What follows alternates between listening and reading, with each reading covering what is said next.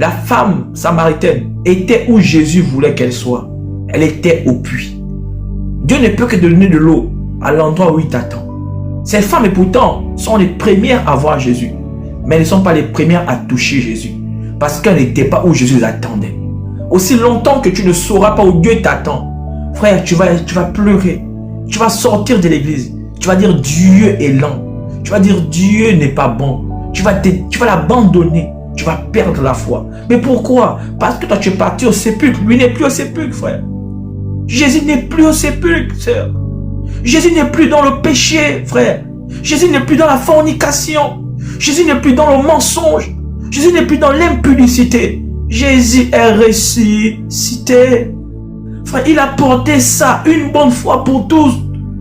Mais pour que toi tu ne reviennes plus au tombeau. Et pour que tu sortes du tombeau. Il a dit Lazare sort. Lazare n'est plus jamais rentré. Et pourquoi quand tu es sorti, tu veux rentrer à nouveau? À cause des circonstances de la vie. Ces femmes, elles aimaient Jésus, mais elles n'avaient pas compris l'instruction. Certainement tu aimes Dieu, mais à cause des circonstances de la vie, il t'arrive de choisir Barabbas. À cause de la réalité de la vie, il t'arrive de choisir Barabbas et d'ignorer parfois Dieu.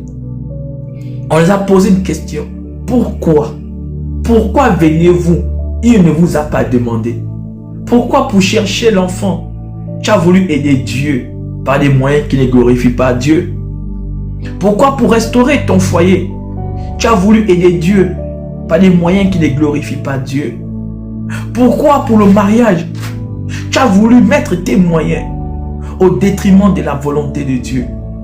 Pourquoi à cause des choses de ce monde, tu es prêt à revenir au tombeau? Sœur, le tombeau est vide. Il n'y a plus personne dans le tombeau. Tu es en train de perdre du temps là-bas. Dieu n'est plus derrière, frère. Dieu est devant. Dieu est en Galilée. Dieu t'attend à l'instruction qu'il t'avait donnée lorsque tu l'as accepté. Vous savez, Israël était dans le tombeau en Égypte. Et ils ont crié, Seigneur, secours-nous. Seigneur, aide-nous. Et quand Dieu les a sortis du tombeau, ils sont rentrés à nouveau dans le tombeau en créant le veau d'or. Je ne sais pas pourquoi tu repars dans le tombeau. Mais laisse-moi t'annoncer que cette nuit, c'est une nuit de décision. Où tu dois décider de ne plus rentrer dans ce tombeau. Dans le tombeau de la sécheresse. Dans le tombeau de la stérilité. Dans le tombeau du célibat. Dans le tombeau des troubles. Pourquoi retournes-tu à tes troubles?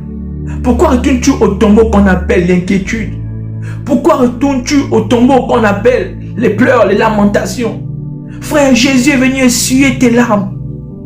Jésus est venu essuyer ta situation. Mais le problème, c'est que les femmes n'avaient pas pris conscience qu'en réalité, Jésus est ressuscité. Et même aujourd'hui, beaucoup de chrétiens ont du mal à prendre conscience que tout est accompli. Beaucoup de gens, lorsqu'ils voient leur situation, ont du mal à croire que Jésus est réellement ressuscité. Et c'est la raison pour laquelle elles décident de faire un tour au tombeau. Elles décident d'aller vérifier d'eux-mêmes. Frère, à cause de ton incrédulité, tu es en train de tuer ton miracle. À cause de ton incrédulité, tu es en train de tuer la surprise que Jésus avait pour toi. Jésus les attendait quelque part. Jésus avait certainement imaginé quelque chose de magnifique en Galilée. Mais à cause de la durée de leur cœur, la dureté de leur cœur, elles sont passées à côté de l'instruction. Jésus n'a pas demandé une sorte de d'applaudissement pour qu'il sorte du tombeau. Jésus n'a pas peur de la mort. Jésus a vaincu la mort. Jésus n'a pas besoin de pleurer pour l'accompagner à côté du tombeau. Frère, le signe de revenir au tombeau, c'est un signe de venir adorer les morts. Voilà pourquoi dans ce monde, il y a la fête des morts. Une sorte de faire revenir les gens au tombeau. Jésus n'a pas voulu qu'on l'adore dans le tombeau. Jésus n'est pas un Dieu des morts. Jésus ne peut pas mourir. Mais Jésus veut qu'on l'adore hors du tombeau. Parce qu'il n'est plus mort. Et la mort ne peut pas le retenir. Mais le problème, c'est que ces femmes sont parties au tombeau adorer un Dieu qu'ils croyaient mort. Mais il n'est pas le Dieu des morts. Voilà pourquoi les anges ont dit, pourquoi le cherchez-vous parmi les morts? Non, parfois on ne cherche pas Dieu où il est. Parfois on ne cherche pas Dieu où il est. Dieu n'est pas dans le péché, frère. Dieu est dans la sainteté. Dieu n'est pas dans les pleurs. Dieu est dans la joie. Dieu n'est pas dans la pauvreté. Dieu est dans la richesse. Dieu n'est pas dans la stérilité. Dieu est dans la fécondité. Dieu n'est pas dans le célibat. Dieu est dans le mariage. Si Dieu t'a appelé à te marier, alors Dieu n'est pas dans le célibat. Mais pourquoi cherches Dieu? Pourquoi cherches-tu Dieu là où il ne t'a pas demandé? Vous voyez, parfois c'est ça le problème. Voilà pourquoi dans Jacques, on dit nous ne sommes pas exaucés simplement parce que nous prions mal. Nous nous trouvons au mauvais endroit. Et beaucoup de personnes prient mal. Et tellement ils prient mal qu'ils ne voient pas l'exaucement. Ces femmes sont venues voir Jésus. Mais Jésus n'était plus au tombeau.